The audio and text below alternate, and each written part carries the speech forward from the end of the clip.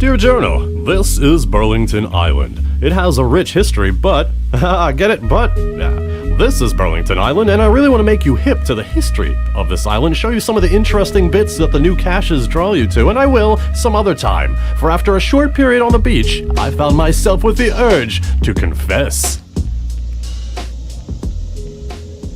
Journal, I must confess.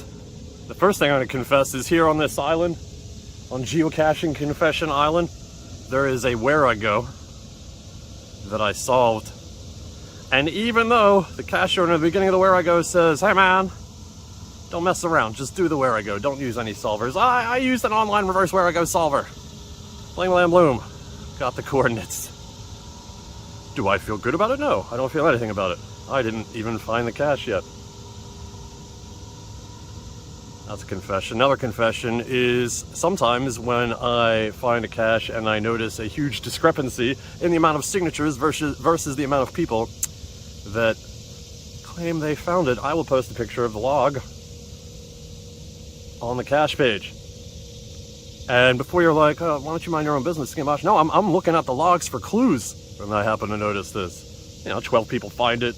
I find the cache. It's only the 2 signatures of the first 2 people that found it. Yeah, I take a picture, I post, I don't say anything. I just post a picture saying, hey, the log's in good condition. Now, if the CO wants to take action, that's all up to him or her. I also, sometimes when I find nanos, and I open it up and I see that piece of paper just rolled up super tight and jammed in there, I just take a picture and say, oh, this was super wet, and I didn't want to risk tearing it apart. But the truth is, I'm just being lazy. Well, I better get out of here before I confess to murder or something.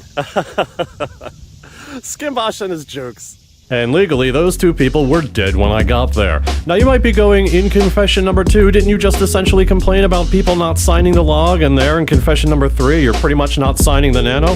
Well, yes, and I don't want to sound harsh, but people that think nanos are geocaches probably believe in the Hollow Earth theory and would be happy if Hitler was reincarnated. Nanos are to geocaching as Pluto is to planets. If you're gonna learn how to fight, then learn with a real weapon, not with a toothpick. Judge me if you will, for if a man is considered guilty for what goes on in his mind, well then give me the electric chair for all my future crimes.